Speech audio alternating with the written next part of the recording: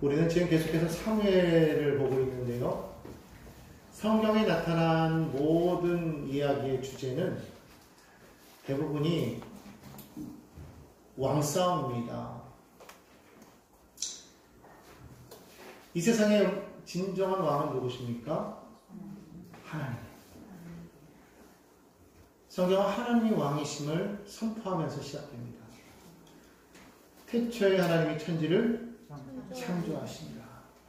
이 세상 만물을 지으시고 다스리시는 분이 하나님이심을 고백하는 책이 바로 이 성경입니다. 또 우리가 믿는 이 하나님은 왕이시고 우리를 다스리시는 통치자이신데 그 하나님께서는 우리를 이 모든 세상 만물의 대리자로 세우셨다는 거예요. 그래서 하나님께서 친히 다스릴 수 있지만 그러나 모든 만물을 우리에게 주시면서 생육하고 번성하라, 땅에 충만하라, 정복하고 다스려라. 창세기 1장 28절에 보면 그와 같은 하나님의 큰 축복을 더하여 주신 것을 우리는 보게 돼요. 그래서 하나님께서 우리를 만드실 때 당신의 형상대로 모양을 따라 만드셨다. 그래서 형상과 모양을 따라 만들었다는 것은 그것은 바로 그 하나님의 그 성품, 그 행하심을 온전히 우리에게 부여하여 주셨다는 거예요. 우리를 보면 그분이 드러나는 거죠. 바로 그와 같은 놀라운 특권을 우리에게 주셨어요. 그런데 사단은 그거를 조금 틀었어요. 어떻게? 너는 왕의 대리자가 아니라 네가 왕이 될 수 있어. 이렇게 고백하는 거예요. 즉 너가 하나님이 될 수 있어. 이렇게 고백하게 한 것이죠. 그 말 한마디에 하나님께서 모든 것을 주셨지 않습니까? 동산 중앙에 있는 선악을 하는 나무의 열매만 안 먹으면 되는 거였는데 사실 그게 뭐라고? 그게 그렇게 특별한 것도 아니었어요. 아무것도 아니었어요. 그냥 단지 하나님께서 그거 하나 기준점 세워가지고 이거 하나만 너희가 안 먹으면 된다 이거예요. 그 큰 문제 아니잖아요. 근데 그 한 가지가 사실은 인간에게는 문제점이 된 거죠. 그거를 먹고 안 먹고에 따라서 그가 하나님이 되고 안 되고 할 수 있다는 것. 사실 어떻게 보면 하나님께서 너무나도 많은 것을 우리에게 주셨다는 것을 의미하는 것이죠. 그 하나인데 별거 아니잖아요. 근데 그 하나를 마귀는 공격하는 거예요. 결국 인간이 그를 먹었어요. 먹었다는 건 뭐예요? 하나님의 왕권의 정면으로 도전했다는 거죠. 그래서 결국 그가 실제로 하나님처럼 되었어요. 뭐가? 선악을 아는 일에 동일하게 되었다라고 말을 합니다. 그렇게 되면서부터 인류의 역사에 드러난 것이 뭐냐면 왕싸움이에요. 강한 자가 약한 자를 지배하는. 그 제일 처음에 나타난 게 뭐예요? 가인이 아벨을 죽이잖아요. 내가 하나님 앞에 예배하는데 하나님께서는 내 예배를 받지 아니하고 아벨의 예배를 받으니까 그게 신사가 뒤틀린 거예요. 아벨한테도 뒤틀리고 하나님한테도 뒤틀리고. 어떻게 이럴 수가 있어? 이거 저 아벨 때문이야. 아벨만 없으면 돼. 그건 누구 생각이죠? 가인의 생각일 뿐인 거예요. 본인 스스로가 어떻게 예배를 드렸는지를 생각해보지 아니하고 하나님께서 기뻐 받으시는 예배를 드렸다는 것을 자기는 생각하지 않았다. 그럼 무조건 내가 드리는 예배는 무조건 완벽한 예배야. 이건 하나님 받으셔야 돼 라고 생각했다라는 것이죠. 안 받으시니까 그 탓을 누구에게 돌려요? 아벨에게 돌려요. 하나님께 돌려요. 그래서 아벨을 죽였어요. 그러니까 결국 뭐냐면 인간이 그때로부터 시작해서 스스로가 내가 하는 게 모든 게 옳아. 내가 기준이 되는 거야. 내가 왕이야. 자, 모든 성경에 나오는 그런 이야기들을 보면 스스로가 왕임을 고백하는 거예요. 하나님이 왕이 되셔야 되는데 인간이 왕이 되는 그런 세상. 하나님께서 원래 통치하셔야 되는데 그러지 못하고 인간 왕을 구했던 이스라엘에게 하나님께서 사울 왕을 주셨지만 결국 사울은 어땠습니까? 하나님이 여기 함께 할 때는 암몬 족속을 물리실 정도의 용맹한 사람이었지만 그는 숙기가 많았어요. 요즘 우리 청소년들로 말하면은 E형이 아니라 I형이야. 뭔지 이해되십니까? 요즘 청소년들은요 만나면은 그거부터 한대요. MBTI가 어떻게 되세요? 그거부터 물어본대요. 잘 이해가 안 되시죠? E형은 뭐냐면 외향적인 거, I형은 내향적인 그런 사람을 말하는데 사울은 그냥 성격을 보면 I형이었어요. 내향적인 그런 사람이었는데 성령이 임하니까 E형이 되는 거예요. 외향적인 사람이에요. 불같은 사람이에요. 암몬족속을 물리쳐서 이겼어요. 왕이 됐단 말이죠. 그때만 해도 하나님의 충실한 대리 통치자였지만 그러나 그가 그 마음 가운데 하나님과의 그런 왕싸움을 시작하면서 그에게서 성령이 떠나가고 악신이 그를 사로잡으면서 그는 어떻게 됩니까? 그럼 완전히 무너져 버리는 거예요. 인간적인 탐욕으로 가득 찬 그런 왕이 되어버리지 않습니까? 왕권을 놓치지 않으려고 그 용맹한 다윗을 죽이려고 했던 그가 바로 사울왕이었다는 것이죠. 결국은 그 왕권, 그 왕자를 갖기 위해서 계속적으로 죽이고 살리는 그런 모습들을 성경에서는 보여주고 있다는 거예요. 그것이 사실은 성경만의 이야기가 아니라 우리가 살아온 모든 인류 역사의 이야기예요. 자세히 보십시오. 지금도 벌어지고 있지 않습니까? 저 멀리에서. 그 전쟁은 다 뭐냐면 누가 힘 있는 자냐, 누가 강한 자냐를 다루는 거예요. 그래서 그 싸움에서 이기는 자가 왕이 되는 거예요. 모든 것을 다스리는 패권자가 되는 거예요. 이것이 인류의 역사예요. 이것이 세상의 일이라는 겁니다. 성경에 나타난 이야기가 이것이 사실인 이유도 바로 여기다. 왜냐하면 성경에 나타난 이야기가 우리의 모든 세상 속의 이야기가 동일해요. 항상이에요. 그게 역사라는 거예요. 그래서 이게 실제라는 거예요. 성경의 사실임을 그것을 통해서 보여주고 있다는 거예요. 계속적으로 왕싸움. 사울을 이겼다는 표현은 좀 웃기지만 어쨌든 사울을 이어 이제 다윗이 왕이 되지 않았습니까? 다윗이 얼마나 하나님 모시기에 마음이 합한 사람이 있었던 13년에 보니까 사울은 하나님 마음에 합한 자라고 그랬어요. 그 정도로 하나님 앞에 충성된 사람 아니었습니까? 왕이 되자마자 그가 했던 일이 뭐였어요? 하나님께서 약속하셨던 그 땅을 차지하기 위해서 약속대로 먼저 그 땅, 아직 정복되지 못한 땅들을 점령해 나가기 시작하고, 그리고 뭐 했습니까? 말씀을, 방치되어 있던 그 말씀을 아비나답의 집에서 자기에게로 가져오고, 하나님의 그 자신 왕궁 웅궁이는 예루살렘으로 가져왔는데도 불구하고 거기에 그냥 방치되어 있는 것이 너무 마음이 아파서 무엇을 짓기를 열망했더라? 성전을 짓기를 열망했더라. 그가 다윗 아니었습니까? 하나님께서 얼마나 그의 그 행동이 이뻤으면 뭐라 그래요? 야, 네가 나를 위해서 집을 짓겠다고? 아, 그래? 네가 나의 왕권을 인정하니? 아니야. 내가 너의 왕권을 내가 인정해서 내가 너의 위를, 너의 왕조를, 너의 후손의 그 왕이 개성이 계속적으로 이어져 나갈 수 있도록 내가 그렇게 만들겠다고 하나님께서 약속하시는 거예요. 우리는 그것을 우리 성경에서 배우지 않았습니까? 그와 같은 다윗이 이제는 시간이 흘러가면서 어떻게 되어버렸어요? 하나님의 대리 통치자로서 하나님이 진정한 왕입니다라고 고백했던 그가 시간이 흘러가면서 어느 순간인가 이제 왕 노릇에 이제는 익숙해져 버려서 스스로가 왕이라고 착각한 거죠. 부하들은 나가서 싸우는데 자신은 예루살렘 궁에서 늦게까지 잠을 자다가 그냥 바람 쐬러 나왔다가 잠옷바람에 그냥 목욕하는 한 여인을 바라보고 마음이 동해가지고 하지 말아야 될 일을 저질러 버렸다는 거예요. 결국 그것이 뭐예요? 자기가 왕이니까 내 마음대로 할 수 있다 아닙니까? 그가 누구냐 했을 때 당신의 충성된 용사 30명 가운데 한 사람인 우리아의 아내입니다라고 말했을 때 내가 실수 아니다. 이러면 안 되지. 하나님의 왕이신데 스톱! 이랬어야 될 그가 그래? 잠깐 데리고 와.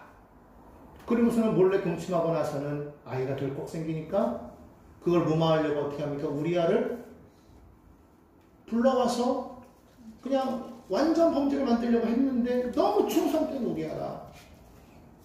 그가 왕의 말에 순종하는 것도 중요하지만 그러나 이 전쟁 가운데 자기 혼자 편할 수 없다고 해서 집에 가지 않고 그가 왕궁에 머물러 있기 때문에 할 수 없이 다윗이 어떻게 하는 거예요?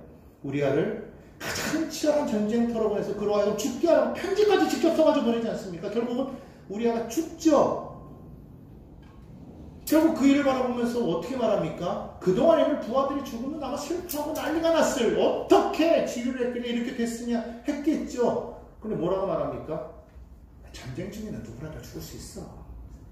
그냥 그렇게 대수롭지 않게 여겨버리고는 그리고는 그냥 그 우리아의 아내를 위로한답시고 자기가 데려와서 아내로 삼아 살잖아요. 어떻게 됐다라는 거예요? 스스로가 하나님 위에 섰다라는 거예요.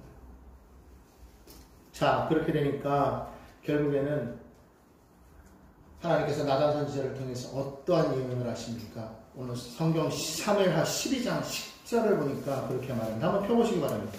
사무엘하 12장 10절.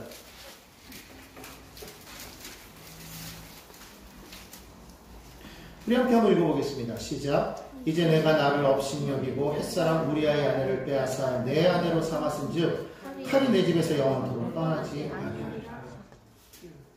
칼이 내 집에서 영원토록 떠나지 아니하리라. 계속적으로 전쟁이 일어날 것이고 계속적으로 참상이 일어날 것을 이야기하고 있습니다.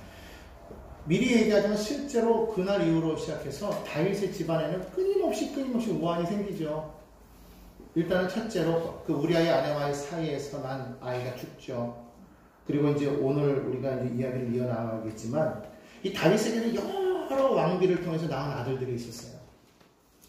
근데 그 아들 가운데에서 첫째인 암논이 죽고 둘째인 길라압은 어떻게 죽었는지 모르지만 어렸을 때 병으로 죽었다고 그렇게 추측을 하는 것이고 성경에 나와 있잖아요. 셋째였던 압살롬이 죽고 그리고 후에 넷째였던 아도니아가 솔로몬에 의해서 죽고 계속적으로 그 자녀들이 죽고 계속 이런 일이 결국 생기죠. 그리고 다윗은 계속적으로 이러한 싸움 속에서 그의 그 말년에 계속 피난당하고 쫓겨나고 전쟁에 휩쓸리는 그러한 모습을 갖게 된다는 거예요.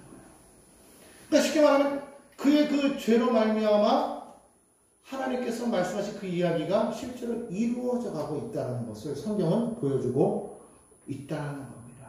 자, 그러면 왜 이런 일이 생겼느냐? 앞에서 말했지만 이게 뭐라고요? 왕싸움인 거예요. 누구와의 왕싸움입니까? 하나님 앞에서의 왕싸움인 거예요. 분명히 하나님이 왕이신데 하나님이 왕이 아니라 사람이 왕이 되니까 서로 자기가 옳다고 생각하는 대로 행했다는 거예요. 그것을 극명하게 보여주는 것이 사사기의 말씀이에요. 당시에 왕이 없으므로 사람들마다 자기 소견에 옳은 대로 행하였다. 이것이 사사기 주제입니다. 근데 이 사사기의 말대로 그들이 행하였기 때문에 결과적으로는 이러한 엉망한 일들이 일어나게 된다는 거예요. 결국 사람들은 힘이 센 자가 세상을 치. 누가 강하냐? 누가 힘이 세냐? 그런 장을 겨루는 그런 모습들이 뭐 어디에나 있어요. 어느 분야에나 있습니다. 높은 사람에게도 있고 낮은 사람에게도 있어요. 아이들에게도 있어요. 오늘 우리는 이러한 세상에 살고 있다는 것을 우리는 분명하게 알아야 됩니다. 오늘 이 사무엘하 15장에 지금 우리는 13절로부터 18절의 말씀을 보면서 다윗이 지금 쫓겨가는 그런 장면을 우리가 보게 됩니다. 도대체 이 일이 왜 생겼는가 우리가 그걸 봐야 되겠는데, 우리가 잘 아는 것처럼 이 다윗은 이 헤브론에서 왕이 되었을 때 그때 당시에 6명의 아내에게서 6명의 아들을 얻습니다. 그리고 그 이후에 이제 예루살렘으로 와서 이제 더 많은 자녀들을 또 얻게 돼요. 수많은 그 자녀들이 있는데 그 가운데 이 원래 다윗에게 있어서 첫째 부인은 누구죠? 사울의 딸 미갈이었죠. 근데 그가 다윗이 그 법궤를 옮겨오면서 막 즐거워 춤을 추면서 막 기뻐하는 모습을 보면서 막 비웃잖아요. 그 일로 인해 가지고 아이를 못 갖게 되죠. 그 이후로부터 그 미갈 이름이 나오진 않아요. 그리고 난 다음에 처음으로 태어난 아이가 누구냐면 바로 이 암논이라는 자매예요. 근데 큰아들이에요, 큰아들. 그리고 둘째는 그 우리가 여러분 성경에 보면 알겠지만 그 나발이라는 사람, 우리가 말씀을 나누지 않았지만 그 나발의 아내 아비가일이라고 있어요. 그 아비가일에게서 낳은 아들이었는데 어려서 죽은 것 같아요. 그리고 나서 그 수랑의 그 딸, 그에게서 바로 낳은 자녀가 이 압살롬이에요. 근데 우리 성경에 보니까 이 압살롬에게는 누가 있었느냐? 동생이 있었는데 여동생 다말이 있었는데 그 다말이 무척 아름다웠던 것 같아요. 그러니까 이 첫째였던 이 암논이 그 다말을 보면서 마음에 병이 들었어요. 상사병이 들었어요. 너무너무 욕망하게 된 거예요. 그런데 차마 어떻게 할 수가 없는 거예요. 사실 엄밀히 따지면 그냥 왕에게 가서 왕이시여 이렇게 하면서 자기 마음을 고백하면서 간구했으면 아마 왕이 주셨을지도 몰라요. 아내로. 그런데 그러지 못하고 혼자서 끙끙끙끙 앓았습니다. 아마 어쩌면은 체면 때문이었을 수도 있고 장자로서 여러 가지 많은 이유가 있을 수도 있었겠죠. 그때 뭐 왕의 자리를 놓고 다음 왕의 후계를 놓고 경쟁하는 그런 바로 암논과 압살롬, 바로 이제 길앗 중간에 있는 아들이 죽었기 때문에 둘이서 막 경쟁해야 되는 입장이기 때문에 차마 어떻게 할 수가 없으니까 아마 구하지 못했을 수도 있어요. 그런 상황 속에서 사촌이었던 친구 요나답에 의해서 그 간계를 듣죠. 그리고 간계를 따라서 강제적으로 그 여동생과 동침을 하게 됩니다. 근데 그렇게 하고 나니까 사람의 마음이요 확 바뀌어버리는 거예요. 그러니까 이것이 정력으로 구했다는 것을 분명히 아는 것이 뭐냐면 진실로 사랑한 게 아니라 탐욕이었다는 것이죠. 성취하고 나니까 이제는 시들어버렸어요. 오히려 더 미워하게 됩니다. 그리고는 과감하게 내쫓아버리는 거예요. 이 일을 듣고 사실은 다윗은요 엄청나게 화를 내요. 근데 화를 내는데 화를 냈다고 성경은 말하고 있지 거기에 대해서 어떤 형벌을 내렸다고는 말하고 있지 않아요. 아마 여기서 다윗이 엄청난 형벌을 내렸다면은 아마 지금 우리가 읽던 성경에 일어난 그런 사건이 벌어지지 않았을 텐데 다윗이 그렇게 하지 않아요. 그래도 첫째니까 남모른 애정이 있죠. 아무래도 장자니까 화를 냈어요. 너 왜 그랬어? 뭐 대노했겠지만은 별다른 행동을 안 했다라는 거죠. 압살롬과 그 다말의 심정이 어땠겠어요? 이런 상황 속에서 압살롬이 참 대단한 것은 다말을 자기 집에 거두어들이고는 무려 2년 동안을 장장합니다. 너네 장장해라, 장장해라, 장장해라. 모든 것이 지나갈 수 있도록 장장하게 합니다. 그리고 나서는 어느 날 아마 그 이스라엘에서는 이 양털이 양이 막 털이 막 자라면은 그 털을 깎는 게 아마 축제였던 것 같아요. 양들이 그 양의 그 많은 그 털들을 깎는 것을 요즘에도 그 가면은 이런 양털 깎는 게 그렇게 장관이더라고요. 그때는 더 축제였겠죠. 막 양털을 깎으면서 막 거기서 또 양도 잡아서 뭐 고기 파티도 하고 또 술도 서로 이렇게 마시고 막 그런 상황이었을 거예요. 그런 상황 속에 다윗 왕을 초대합니다. 근데 다윗 왕이 안 가요. 아, 이제 난 나이가 들었으니까 안 가겠다. 그러니까 뭐라고 말하면 그러면 왕 대신 장자인 암논을 같이 보내주셔서 이 자리를 기쁘게 해주십시오. 굳이 그럴 필요가 있겠느냐? 아, 그래도 왕이 안 오시니 그렇게 하십시오. 모십니다. 이미 거기엔 다 계략이 있었어요. 그리고서는 그가 와서 모든 왕자들과 함께 모여가지고 그 양털을 깎으면서 축제를 벌이면서 흥겨워가지고 어느 정도 이 분위기가 막 무르익었을 때 그때 이미 압살롬은 미리 숨겨놓았던 부하들에게 말합니다. 조용히 저가 술에 취하여서 흥이 올랐을 때 다른 왕자들은 가만히 두고 오직 암논만 죽여라. 무서운 일이죠. 2년 동안 아무 내색하지 않다가 죽습니다. 그리고는 재빨리 도망갑니다. 그 수랑 달매에게로. 누구예요? 자기 어머니 마아가의 아버지, 즉 자기 외할아버지에게로 도망가는 거예요. 3년을 도망가서 삽니다. 아마 평생 살았을지도 몰라요. 순간적으로 그 일을 당한 다윗 왕의 마음이 얼마나 아팠겠어요. 이해했겠죠. 그러나 큰아들 장자인 그 암논을 죽였으니 얼마나 미웠겠습니까? 그런데 시간이 지나면서 다윗의 마음속에는 어차피 암논은 죽었어. 근데 압살롬까지 이럴 수는 없는 거예요. 그러니까 그 마음이 얼마나 마음이 힘들었겠습니까? 한 해 한 해가 지나갈수록 그 마음이 압살롬을 향한 그 마음이 막 불타오르고 그렇다고 압살롬을 불러올 수도 없어요. 왜? 큰아들 장자 암논을 죽였기 때문에. 이러지도 저러지도 못하고 막 끙끙 시름을 앓고 있는 그 모습을 옆에 있던 요압이 본 거예요. 그리고는 압살롬을 데려가야 되겠구나. 꾀를 냅니다. 비슷한 상황에 일반 사람에게 있어서 비슷한 상황을 만들어 놓고 나서 이를 데려올 수 있도록 그렇게 만들어요. 결국은 다윗은 모른 척하면서 압살롬을 돌아오게 합니다. 속으로는 기뻤겠죠. 그러나 사람들 앞에서 내색을 할 수 없는 거예요. 그러니까 압살롬이 돌아왔어도 한 번도 그를 만나주지 않는 거예요. 2년이 지나도록 만나주지 않습니다. 참, 그 아버지의 그 아들이. 벌써 몇 년이 지난 거예요? 3년을 못 봤어요. 그리고 나서 2년이 지나서 5년을 못 봤는데도 안 봐요. 마음은 그게 아닌데. 이게 문제인 거죠. 마음이 그게 아니면 다 물리치고 내가 잘못했다고 이렇게 서로 이렇게 하면 이게 풀릴 수 있었을 텐데 말이죠. 아무튼 그렇게 해서 5년이 지나고 그리고 또 2년이 지납니다. 그동안 압살롬은 무엇을 했을까요?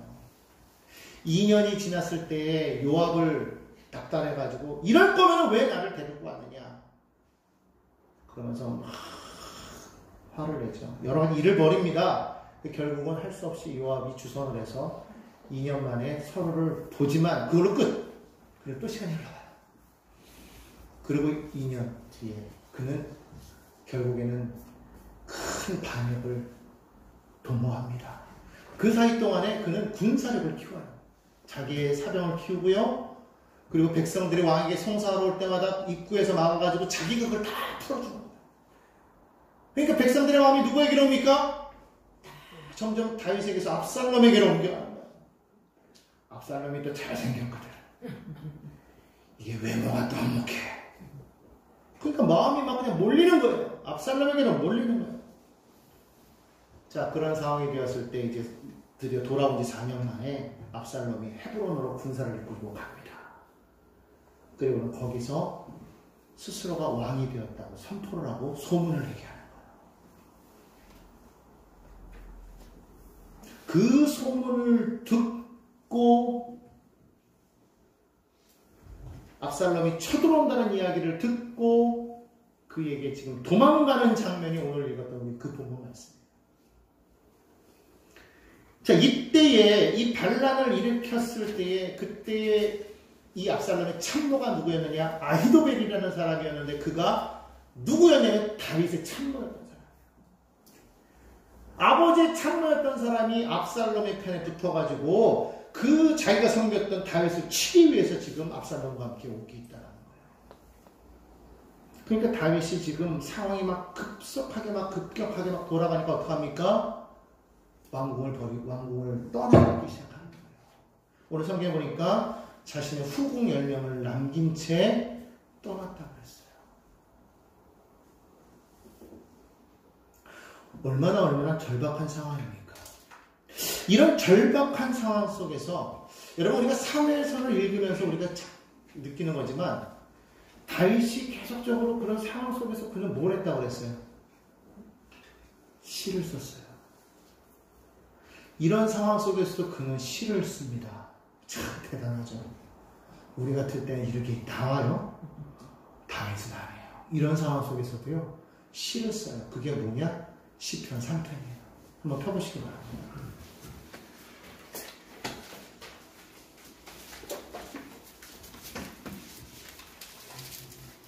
구약 시편 3편을 한번 펴보십시오. 자, 거기 보니까 소제목에 뭐라고 나와 있어요? 다윗이 그의 아들 압살롬을 피하게 지으시. 세상에 지금 상황이 어떤 상황이에요? 도망가는 상황이에요. 피하는 상황이에요. 그런데 그때 뭐 하고 있어요? 시를 썼어요. 자, 한번 제가 읽어볼 테니까요. 여러분은 그냥 눈으로 따라와 주시기 바랍니다. 야훼여, 나의 대적이 어찌 그리 많은지요. 일어나 나를 치는 자가 많으니이다.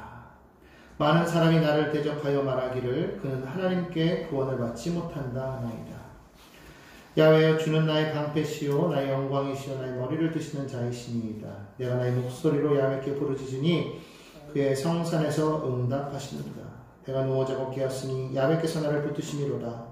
천만인이 나를 에워싸 진다 하여도 나는 두려워하지 아니하리니 야훼여 일어나소서 나의 하나님이여 나를 구원하소서. 주께서 나의 모든 원수의 뺨을 치시며 악인의 일을 꺾으셨나이다. 구원은 야훼께 있사오니 주의 복을 주의 백성에게 내리소서. 여기 보니까요 대적이 얼마나 많은지. 여러분 다윗은요 일평생 대적들의 그런 괴롭힘 속에서 적대하는 그런 과정 속에서 살았다는 것을 우리가 알 수 있어요. 그 가운데 누가 있었다는 거예요? 아들도 있었다. 장인도 있었어요. 심지어는 사랑했던 아내마저도 이제는 자기를 멸시했지 않습니까? 미갈. 참 어떻게 보면 불행한 왕이었어요. 다윗을 치려고 했대요. 자, 그런데 오늘 여기 성경을 보니까 6절에 이렇게 말을 합니다. 천만인이 나를 에워 진친다 하여도 나는 두려워하지 아니하리이다. 자, 그러면 지금 이 시의 이 구절을 딱 읽어보면 여러분 다윗이 왜 도망가야 했지? 여러분 이런 의문 안 들어요? 왜 도망가야 했을까요? 여러분 생각해 보십시오. 다윗의 지금 따르는 사람들이 다 흩어진 상황이 아닙니다. 다윗을 따르던 사람들은 지금 그대로 있어요. 그들은 백전노장입니다. 전쟁을 엄청나게 오래 했던 사람이에요. 전쟁에 능한 사람들입니다. 다윗조차도 전쟁에 능한 사람이었어요. 그런데 그런 다윗이 압살롬의 신흥 군대가 무서워서 도망갔다? 이건 말이 안 되잖아요. 더군다나 오늘 시편을 보면 천만인이 나를 에워싸 진친다 하여도 나는 두려워하지 아니하리로다 그랬어요. 근데 다윗이 도망갔대요. 그것도 급히 도망갔다는 거예요. 그 왜 그랬을까요? 전 고민해봤습니다. 도대체 왜 그랬을까? 그에게는 백전노장의 용사들이 있어요. 그리고 그에게는 더 강력한 하나님이 자기와 함께 하심을 알았어요. 골리앗 앞에서도 절대로 주눅들지 않았던 그 다윗이 왜 여기서는 이랬을까? 믿음이 약해져서? 아니잖아요. 믿음은 강해요. 천만인이다가 와라 내가 끔찍하나. 그럼 도망갔어요. 왜일까요? 우리가 그 사무엘하를 뒤를 계속 넘겨가다 보면 다윗이 압살롬을 얼마나 사랑했는지를 알 수 있어요. 여러분 싸울 때 가장 강한 약한 자가 누군지 아시죠? 더 많이 사랑하는 자가 가장 약하대요. 더 많이 사랑하는 자가 약하다는 거예요. 남편과 아내가 싸우면 누가 이겨요? 아니 누가 져요? 네? 더 많이 사랑하는 자가 지는 거야. 남자들이 힘이 없어서 지는 게 아님을 여성들이 아시기 바랍니다. 사랑하니까 져주더라고요. 핑계죠. 자, 아무튼 사랑하는 자. 다윗이 왜 도망갔어요? 너무 사랑하는 거예요. 압살롬은요 지금 아버지를 사랑하지만 그것이 애정으로 바뀌어 있어요 지금. 그러니까 아버지라도 대적하는 거예요. 자기 동생을 이렇게 만든 그 형을 저렇게 놨던 그 아버지가 미웠겠죠. 얼마나 미웠겠어. 애증인 관계. 그러니까 압살롬은 얼마든지 다윗을 만나도 싸울 수 있어요. 그의 부하들은요 당연히 압살롬의 말을 듣죠. 자, 그런 상황을 아는 다윗의 부하들이 아무리 용사라고 할지라도 압살롬과 그의 부하들을 향해서 싸울 수 있겠습니까? 못 싸우죠. 아니 다윗 왕이 저를 저렇게 사랑하는데 우리가 어떻게 저를 대적해? 싸우려고 하다가 싸워야 되나 하다가 칼에 맞고 하다가 창에 맞을 수 있는데 뻔히 아는 거예요. 이길 수 없는 싸움이 힘이 없어서가 아닙니다. 너무 사랑하는 걸 알기 때문에 도망가는 거예요. 안 그랬으면 압살롬이 어떻게 될 걸 다윗은 알았기 때문에. 어떻게 보면 이게 하나님의 마음이 아닌가 그런 생각이 듭니다. 그러니까 정황상으로는 도저히 이 다윗의 군대가 압살롬의 군대를 이길 수 없는 거예요. 그런데 다윗은요, 도망치면서도 치밀한 전략을 세우죠. 그게 뭡니까? 후세라는 사람을, 자기의 참모였던 후세라는 사람을 압살롬의 측근으로 붙이는 거예요. 너도 나를 떠나 저 옆에 서라. 왜? 그래야 그쪽에서 돌아가는 상황을 내가 알고 대처할 수 있으니까. 그 상황을 알고 내가 대처하려고 하는 거예요. 그를 어떻게 해서 물리치려고 하는 것이 아니라 그 상황에서 내가 어떻게 해야 저와 충돌을 피하고 내가 도망갈 수 있을까? 이거를 생각했다라는 것이죠. 그리고는 그곳에다가 이 제사장들이 법궤를 메고 오니까, 왜냐면 다윗이 법궤를 얼마나 사모했습니까? 하나님 말씀 얼마나 사모했습니까? 제사장들은 알아요. 그러니까 이 법궤를 메고 그냥 사독과 아비아들이 막 그냥 활려벌떡 오는데 다윗이 말합니다. 법궤를 가져오지 말아라. 그냥 예루살렘 성에 두어라. 그리고 사독과 아비아들에게 거기에 남게 합니다. 그리고 그의 자녀들도 거기에 남게 하는 거예요. 사독의 아들 아히마스, 아비아들의 아들 요나단 남아라. 그래서 뭐 하느냐? 후세가 딱 상황 돌아가는 걸 바라보면 그걸 듣고 너희들이 와서 이거를 전해라. 이런 정도의 치밀한 계획을 세우고 도망가는 사람, 누가 이 사람을 패전병이라고 말할 수가 있어요. 자, 근데 여러분 자세히 보십시오. 앞에서의 다윗의 그 모습과 지금의 다윗의 모습, 그 우리아의 아내를 취할 때의 다윗의 모습과 지금의 다윗의 모습 얼마나 바뀌었는지 여러분 보이십니까? 분명히 보이십니까? 그때는 스스로가 왕에 취해 있던 모습이었어요. 지금은요, 얼마든지 사랑하는 자를 위해서 왕권도 내려놓고 도망할 수 있는, 얼마나 수치스러운 일인데도 불구하고 수치스럽게 여기지 않는 거예요. 그의 고백이 뭐였어요? 나는 아무것도 아니라는 거예요. 나는 아무것도 아니라는 거예요. 주님 없으면 나는 아무것도. 이제는 고백하는 거예요. 나는 아무것도 아닙니다. 하나님 당신이 왕이십니다. 여러분, 우리 믿음의 고백이 그래야 될 줄 믿습니다. 우리가 하는 건 아닙니다. 하나님의 능력을 하는 겁니다. 하나님이 안 계시면 우리는 아무것도 아닌 거예요. 주의 사랑이 없으면 우리는 아무것도 아닌 거예요. 주님의 능력이 없으면 아무것도 아닌 거예요. 주님의 지혜가 없으면 아무것도 아닌 거예요. 왕이 되니까 마치 내가 뭐가 된 줄 알고, 내가 뭐가 되었구나. 아니라는 거예요. 사실 왕이 됐으면 얼마나 멋있어요. 한 나라의 왕인데. 그런데 다윗은 그 순간 고백하는 거예요. 나는 아무것도 아닙니다. 그러면서 시편 3편의 마지막 고백이 그거 아닙니까? 8절에 구원은 야훼께 있사오니, 구원은 야훼께 있사오니, 내 힘과 내가 가진 이 권세와 이 군사력과 이 모든 지략과 이 모든 경험이 있는 것이 아니라 야훼께 있사오니, 주의 복을 주의 백성에게 내리소서. 우리는 주의 백성입니다. 나는 왕이지만 왕이 아닙니다. 나는 통치자가 아닙니다. 나는 대리인일 뿐입니다. 주의 복을 주의 백성에게 내리소서.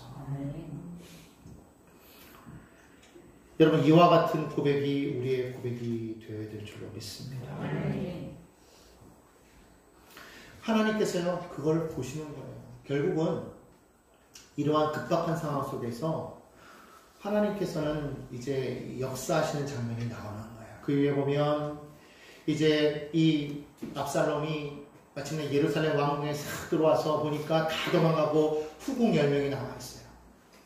그때 아히도백이 계략을 짭니다. 왕이시여, 전 왕의 이 후궁들을 취하소서. 그러면 진정한 승리자가 되는 것입니다. 후궁열을 취합니다. 여러분, 이 일이요, 여러분 앞에서 나단 선지자가 했던 말 기억하십니까? 사무엘하 12장 11절과 12절에 이렇게 말하고 있어요. 제가 읽어보겠습니다. 성경을 보시는 분들은 눈으로 읽으셔도 됩니다. 야훼께서 또 이와 같이 이르시기를, 보라, 내가 너와 내 집에 재앙을 일으키고 내가 내 눈앞에서 내 아내를 빼앗아 내 이웃들에게 주리니 사람들이 내 아내들과 더불어 백주에 동침하리라. 너는 은밀히 행하였으나 나는 온 이스라엘 앞에서 백주의 일을 행하리라 하셨나이다. 실제로 그 일이 이루어졌다는 거예요. 여러분, 죄의 결과가 이렇게 무서워요. 여러분, 죄의 결과가 이렇게 무서운 걸 기억하시기 바랍니다. 여러분, 그 죄가 뭔지 아십니까? 죄는 다른 게 죄가 아니에요. 왕이신 하나님을 내려버리고 내가 하나님이라 고백하는 것, 그래서 하나님을 대적하는 것, 그게 죄라는 거예요. 내 마음에 원하는 대로 행하는 것, 그게 죄라는 거예요. 여러분이 죄를 결코 쉽게 생각해서는 안 됩니다. 죄의 결과는요, 정확한 거예요. 하나님은 그 죄에 대해서 단호하게 심판하시는 겁니다. 아무튼 그 일이 있구나. 이게 바로 아히도벨이 다시 압살롬에게 말하는 겁니다. 왕이시여, 여기서 멈추지 마십시오. 바로 군사 12,000명을 우리가 주신다면 즉시로 가서 저들을 치겠습니다. 저들은 지금 지치고 피곤하여 있을 테니 지금 당장 간다면, 저들이 요단강을 건너기 전에 지금 도착한다면 저들이 우리를 보고 다 도망갈 것이고 우리는 다윗만 죽이면 됩니다. 다윗만 죽이면 백성들의 마음이 이제 왕에게로 돌아올 것입니다. 얼마나 멋있는 계략이에요. 사실은 그렇게 했으면요, 압살롬이 이겼어요, 실제로. 그런데 하나님이 역사하시는 거예요. 갑자기 여기서 압살롬이 아히도벨의 말을 안 듣고 다윗이 심어놓은 그 후세를 부릅니다. 야, 후세 있지, 후세. 너 후세 한번 일로 와. 후세야, 아히도벨은 지금 이렇게 말하는데 네 생각은 어떠하니? 안 물어도 되는 거예요.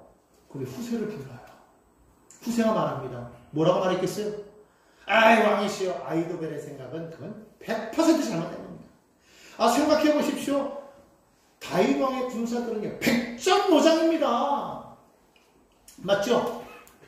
지금 당장 우리가 쫓아갔다가 자그마한 싸움에서 갑자기 그들이 매복하고 있다가 기습하면 우리는 질 텐데, 그 한 번의 작은 싸움에서 우리가 질 때 많은 사람들이 뭐라 소문내겠습니까? 압살롬이 졌다. 그럼 결국 그것이 일파만파돼서 백성들이 다 우리에서 돌아설 거 아닙니까? 우리 그렇게 하지 맙시다.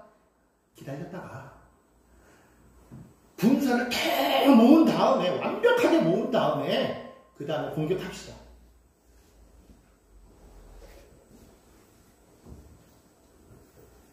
신기하게도 압살롬과 이스라엘의 백성들이 후세의 말을 더 좋다고 생각하는 거예요. 그 말을 듣습니다. 그런데 놀라운 얘기는 성경은 뭐라고 말하고 있느냐? 사무엘하 17장 14절 말씀을 한번 보도록 하겠습니다. 사무엘하 17장 14절입니다. 함께 한번 읽어보겠습니다. 시작. 압살롬과 온 이스라엘 사람들이 이르되 아렉 사람 후세의 계략은 아히도벨의 계략보다 낫다 하니, 이는 야훼께서 압살롬에게 화를 내리려 하사 아히도벨의 좋은 계략을 물리치라고 명령하셨습니다. 누가? 야훼께서. 아히도벨의 계략이 좋은 계략이었대요. 근데 그거를 하나님께서 물리치라고 명령하셨대요. 이야, 하나님이 일하시는구나. 여러분, 우리의 행하는, 살아가는 이 모든 세상에 우리가 일하는 것 같아도요, 하나님이 개입하고 계시더라고요. 하나님이 개입하시면은요, 인간의 계략도 무너지는 거예요. 사람이 마음으로 그 길을 계획할지라도 그 발걸음을 인도하시는 분은 우리 그걸 믿어야 될 줄 믿습니다. 아무리 사람이 능력 있고 힘이 있고 권세가 있고 재능이 있고 물질이 많고 힘이 있어도 하나님이 허락하지 않으면요, 하나도 안 되는 거예요. 그러면 하나님이 허락하시면 나는 약하도, 나는 부족해도 주님 함께 하시면 승리하는 거예요. 믿으십니까? 오늘 여러분 힘이 없다고 느껴지십니까? 연약하다고 느껴지십니까? 부족하다고 느껴지십니까? 나는 너무 작은데, 나는 너무 아무것도 아닌데 이래갖고 될까? 나는 이제 너무 모든 것을 다 소진해버렸어. 기력이 다 소진해버렸어. 아무것도 아니야. 이제 할 수 있는 힘이 없어. 느껴지십니까? 아닙니다. 하나님이 함께 하시면 되는 거예요. 아멘. 하나님이 함께 하시면 젊은 압살롬이라고 할지라도 다윗이 이기게 되는 거예요. 아멘. 그 일로 인해서 결국은 싸움은 다윗의 승리로 끝납니다. 아멘. 자, 그런데 보십시오. 성경을 보니까 그 일로 인해서 북이스라엘 사람들이 남유다 백성들에게 막 항의를 하기 시작해요. 왜 이 일로 인해 가지고 왕을 너희 마음대로 요단강을 건너가게 했느냐 이거예요. 여러분 잘 아시다시피 원래 이 나라가 둘로 갈라져 있었던 거 아십니까? 사울이 왕이었을 때에도 10지파만 사울을 따랐지 유다지파는요 별로 그렇게 사울을 잘 안 따랐어요. 나중에 보면은 다윗이 왕이 되었을 때에 다윗이 유다의 왕이 되어서 다스리지 않습니까? 그의 아들 사울의 아들이었던 이스보셋이 북이스라엘 다스릴 때에 이미 나라가 갈라져 있었던 걸 여러분 기억하셔야 돼요. 하나가 아니었어요. 처음부터. 그랬는데 다윗이 왕이 되면서 하나가 된 거 아닙니까? 근데 지금 어떻게 하고 있어요? 슬슬 금이 가는 모습이 보이기 시작해요. 그런데 유다는요, 다윗이 자기 지파 사람이니까 뭐라고 말합니까? 당연히 우리 마음대로 할 수 있지라고 말하는 거예요. 여기서 또 뭐가 생기는 거예요? 금이 가기 시작하는 거예요. 결국 이것이 나중에는 이것이 북이스라엘과 남유다가 솔로몬 이후에 갈라지는 하나의 시작점이라고 볼 수 있는데 아무튼 이 일로 인해서 결국 어떤 일이 생깁니까? 베냐민 사람 비그리의 아들이었던 세바가 다윗에게 전면 도전하기 시작하는 거예요. 물론 이 반란조차 하나님께서 도우셔가지고 금방 진정이 됩니다. 그렇지만 아무튼 이 일로 인해서 결국에는 이제 앞으로 어떻게 될지 보이는 거죠. 자, 그럼 보십시오. 결국 이런 다윗의 말년을 자세히 보면 계속적으로 어떠한 일들이 계속 생겼습니까? 반란, 아들이 반란, 북쪽에서 반란. 계속적으로 싸움이 생기고 계속적으로 도망가요. 무엇 때문에? 죄가 말하는 거예요. 여러분 잊지 마시기 바랍니다. 죄가 무섭다라는 거 여러분 결코 잊지 마시기 바랍니다.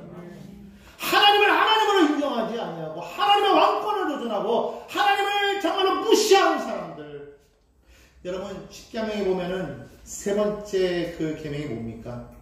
야훼 이름을 망령되이 일컫지 마라. 하나님을 경외하지 아니하고 하나님을 망령되이 일컫는 자에게 하나님께서는 엄청난 심판을 내리시는 겁니다. 그게 죄이기 때문에 여러분 우리가 분명히 이것을 알고 하나님을 진정으로 여러분 왕으로 고백하는 저와 여러분 되기를 예수님의 이름으로 축원합니다. 다윗이 회개하였기 때문에 하나님 그를 용서하셨고 하나님께서는 그의 왕권을 영원히 있게 하셨기 때문에 결국에는 그에게서 예수 그리스도가 나게 하셨어요. 그 이유가 무엇 때문이었냐? 그가 한 그 회개가 무엇이었느냐? 그건 다른 거 아니에요. 하나님을 왕으로서 인정했다. 여러분 저와 여러분 그와 같은 모습이 되시기 바랍니다. 삶에서 하나님이 여러분의 삶을 다스리도록 하나님께 여러분 그 자리를 내어드리시기 바랍니다. 하나님 당신이 왕이십니다. 하나님 당신이 주권자이십니다. 나의 창조주여 나의 구원주여 나의 아버지가 되십니다. 이것을 날마다 고백하시며 살아가는 저와 여러분의 삶이 되기를 주 예수님의 이름으로 축원합니다.